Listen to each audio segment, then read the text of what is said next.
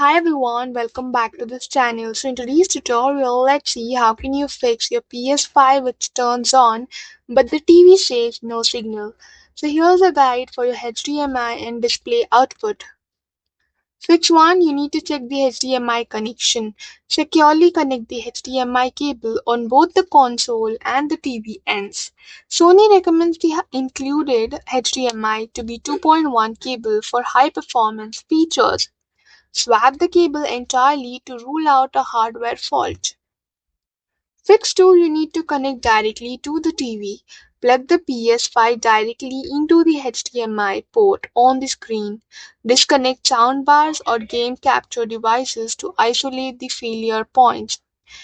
Ensure receivers aren't blocking the signal before it reaches the display. Fix 3, power cycle both the devices. Turn off both devices and disconnect power cables completely.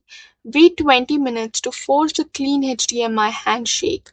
Reconnect and turn everything back on to check the image. Fix 4, boot PS5 into safe mode. Hold the power button for 3 seconds to turn off the console. Hold again until you hear a second beep to enter safe mode. Connect the controller with a USB cable and press the PS button. Select Change Video Output to troubleshoot black screen issues. Fix 5, adjust output settings. Choose Change Resolution or change HDCP mode. Fixes black screens causes by unsupported resolution output. Official solution for mismatched display or console settings.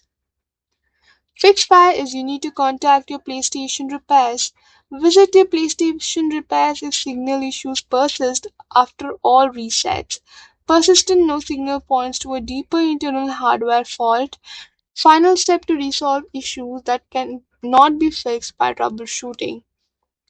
That's it for the video. Thank you for watching. Don't forget to like, share, comment, and also do hit the subscribe button.